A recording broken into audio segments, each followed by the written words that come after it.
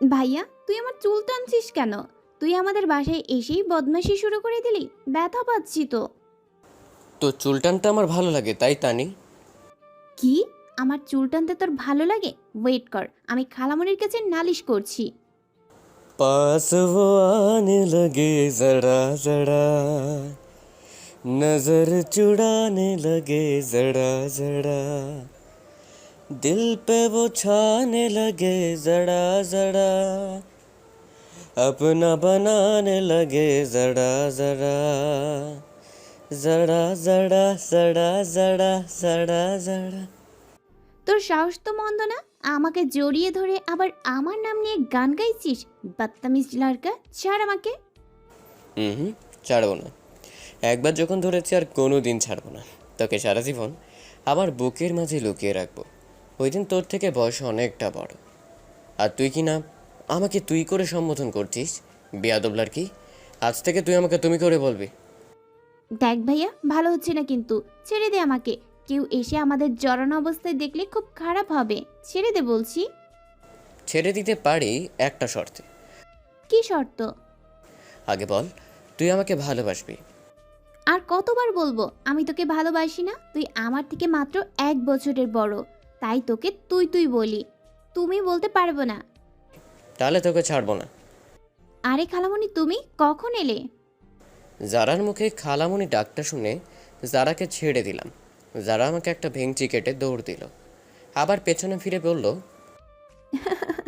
আমি যদি মিথ্যা না বলতাম তাহলে তুমি আমাকে ছাড়তে না। ইমন ভাইয়া শোনো, তোমার জন্য টেবিলের উপর একটা কাগজ রাখা আছে। আমি যাই, গিয়ে খালামণির সাথে দেখা করে আসি। কাজ রাখা মানে? অনেক কৌতূহল নিয়ে টেবিলের দিকে এগিয়ে এসে কাগজটা হাতে নিয়ে খুললাম। প্রিয় ইমন, গত 2 বছর যাবৎ তুমি আমাকে বলে আসছো ভালোবাসি ভালোবাসি, কিন্তু তোমার প্রপোজ আমি অ্যাকসেপ্ট করিনি। কেন জানো? কারণ এইচএসসিতে A+ পাওয়ার জন্য। তুমি জানো আমি খেলা পড়ায় 1 বছর পিছিয়ে আছি।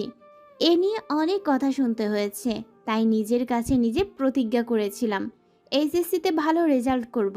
তোমার সাথে সম্পর্কে জড়ালে হয়তো আজ আমি এত ভালো রেজাল্ট করতাম না। বিশেষ করে তোমার জন্য আমি ভালোভাবে পড়েছি।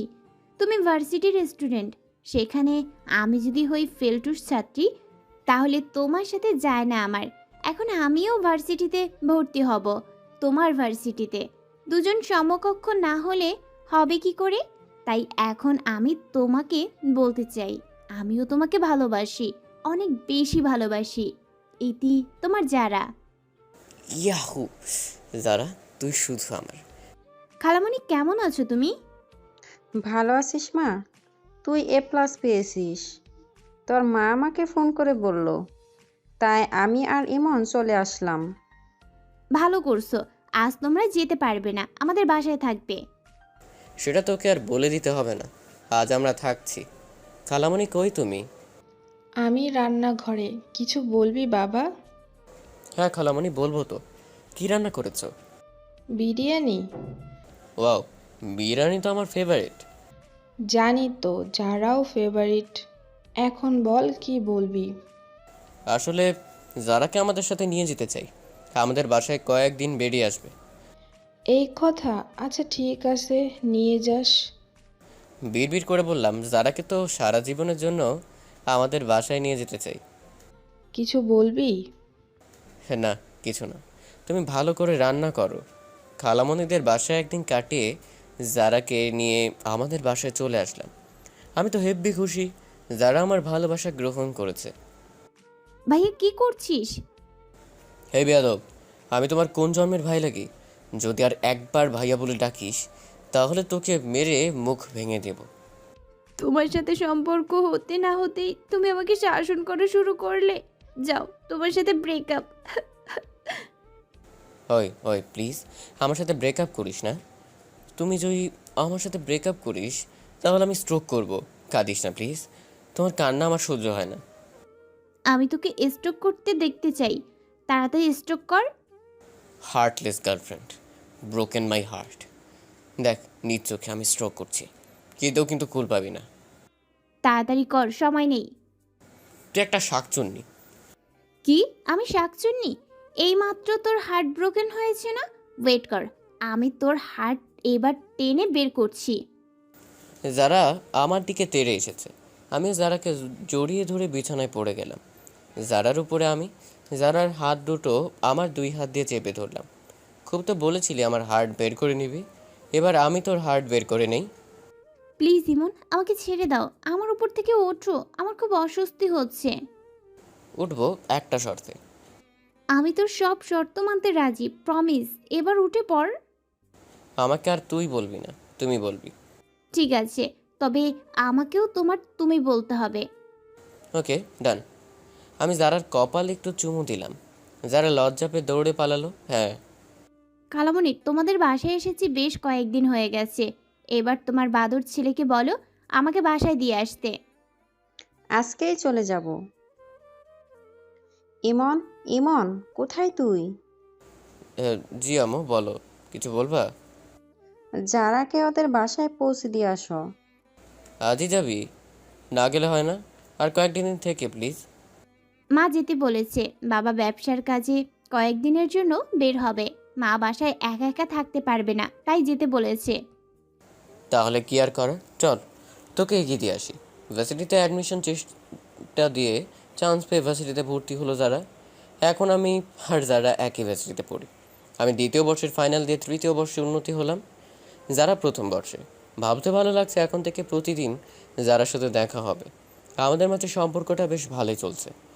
যারা ছোট ছোট আবদারগুলো মেটাতে আমার খুব ভালো লাগে। তবে সবচেয়ে মজার বিষয় হলো আমি প্রতিনিয়ত যারাকে কিছু না কিছু বলে খেপিয়ে যাই। আর যারা আমার সাথে দিনের মধ্যে 10 থেকে 12 বার ব্রেকআপ করে। তবে আমি ওর রাগ ভাঙাতে যাই না।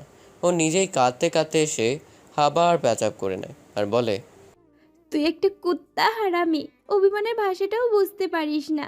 বুঝে গেছি, তোকে ছাড়া আমি থাকতে পারবো না, আবার তোর কাছেই ফিরে আসবো। তাই আমার অভিমানের কোনো গুরুত্ব তোর কাছে নেই। সত্যি সত্যি যেদিন ব্রেকআপ করব, সেদিন আর ফিরে আসবো না। তখন তুই আর কিছুতেই আবার অভিমান ভাঙাতে পারবি না। সরি রে জান, ভুল হয়েছে আমার। এরপর থেকে সব সময় আমি তোর রাগ ভাঙাবো।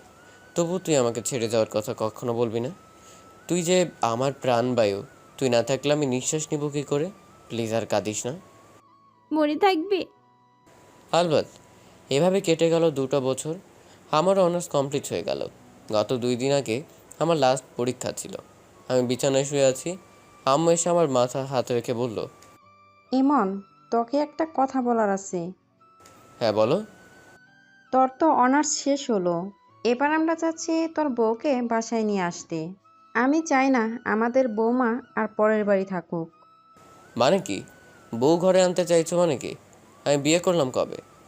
তোর যখন 1 বছর বয়স, তখন আমরা তোকে বিয়ে করাই তোর বাবার এক বন্ধুর মেয়ের সাথে। এখন তোর শ্বশুর আমাদের বারবার বলছে তাদের মেয়েকে নিয়ে আসতে। তোর বাবা আর আমি দুজনে সিদ্ধান্ত নিয়েছি, আগামী শুক্রবার বৌমাকে আমাদের বাড়িতে নিয়ে আসব।